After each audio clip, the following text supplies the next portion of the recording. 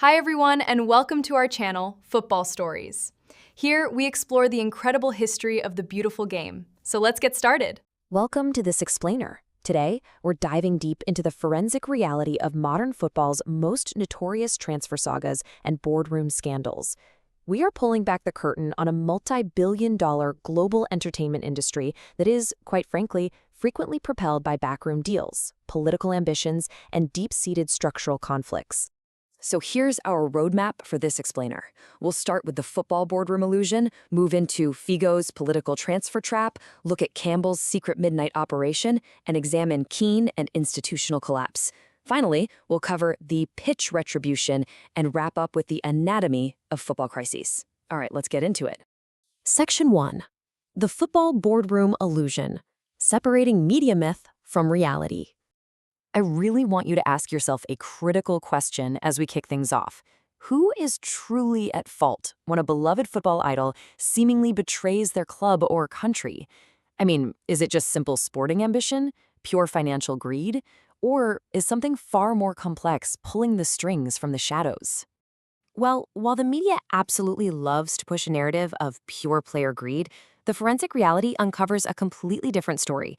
We're talking about a hidden web of political machinations, massive institutional negligence, and extreme secrecy. You see, the media loves a villain on the pitch, but as you'll see today, the real architects of football's biggest crises, they're usually wearing tailored suits, not football boots. Moving on to Section 2, Figo's political transfer trap, the Iberian pre-contract. Let's look at this brutal financial trap set by Florentino Perez. At the time, he was running for the Real Madrid presidency against an incumbent who had just won 2 Champions League titles. So he needed an absolute miracle, right? What does he do? He approaches Luis Figo's agent and offers a non-refundable upfront fee of 2.4 million euros just to sign a conditional agreement. But here's the massive catch. If Perez somehow pulled off a miracle and won the election, Figo had to join Real Madrid. If Figo backed out, he'd be slapped with a devastating 30 million euro default penalty.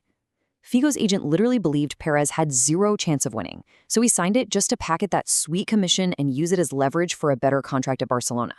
So, suddenly caught in this impossible legal vice, a panicked Figo actually told the press during Euro 2000, "I am not mad to do something like that. I will remain at Camp Nou next season." He was desperately trying to put out the fire, but he was completely trapped.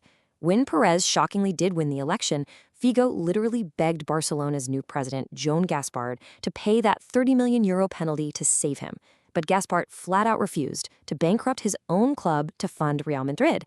So Figo really had no choice. He was forced to become a captive political asset for a world record 62 million euros. Okay, Section 3. Campbell's secret midnight operation, the Totteridge Garden. Just take a look at the sheer absurdity of this timeline for Sol Campbell's transfer from Tottenham to Arsenal.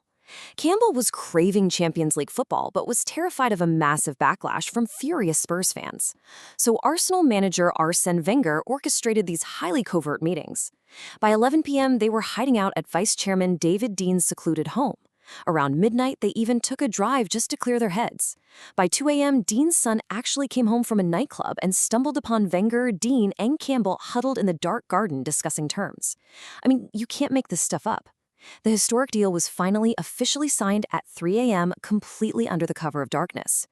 This extreme secrecy was so airtight that the media was completely outmaneuvered. Arsenal actually invited the press to their training ground for what all the journalists assumed was just a routine unveiling of a new goalkeeper, Richard Wright. There were literal gasps in the press room, including from a very prominent journalist, when Arsene Wenger walked through those doors, followed not by Wright, but by Sol Campbell. It was an unprecedented coup executed with what was essentially military-level operational security. Section 4. Keane and institutional collapse, the Pacific logistical shambles. Republic of Ireland captain Roy Keane went to the 2002 World Cup with one goal, to win it. But instead, as you can see here, he was met with stunningly amateurish conditions provided by the FAI. First off, the training pitch was like a concrete parking lot, incredibly dangerous. Essential medical and training gear, severely delayed. These elite, high-performance athletes were literally being fed basic cheese sandwiches. And to top it all off, the FAI executives flew first class, while the actual athletes were jammed into economy for a grueling 24-hour flight. It was a complete shambles. Well, that institutional negligence was the undeniable spark for an absolute explosion. Confronted by his manager, Mick McCarthy, after giving a scathing interview to a newspaper, Keane unleashed this uncompromising tirade. He reportedly told McCarthy, "You can stick your World Cup up your blank. You're not even Irish, you English blank." Keane completely dismantled his manager's competence, character, and heritage right there in front of the entire squad. And you have to understand, he wasn't just clashing egos here. This was a high-performance athlete completely, totally rejecting a culture of administrative mediocrity. The result? Keane was expelled and sent home before the tournament even kicked off. Let's turn to Section 5, the pitch retribution, Camp Nou and White Hart Lane. Now, let's look at the terrifying on-pitch aftermath of these backroom decisions. Upon his return to Barcelona, Figo faced a staggering level of hostility that essentially boiled over into a major civil disturbance. Taking a corner kick, he was hit with unprecedented noise and a literal shower of dangerous projectiles. The match actually had to be suspended for 13 minutes as coins, lighters, golf balls, a Jane B. whiskey bottle, a pocket knife, and, incredibly, the severed head of a suckling pig rained down from the stands. Figo was out there bearing the absolute physical brunt of a political boardroom trap. And Saul Campbell? He faced a similarly terrifying ordeal returning to White Hart Lane in November 2001. His team bus was pelted with bricks and literally required a riot police escort. When he finally stepped onto the pitch, he was greeted by thousands of white balloons printed with the word Judas, alongside massive banners quoting biblical verses about betrayal. What's crazy is that Wenger and the Arsenal squad had actually spent weeks preparing Campbell psychologically for this exact moment. They were deliberately booing him in training, just so he could cope with the immense, suffocating pressure he was about to face.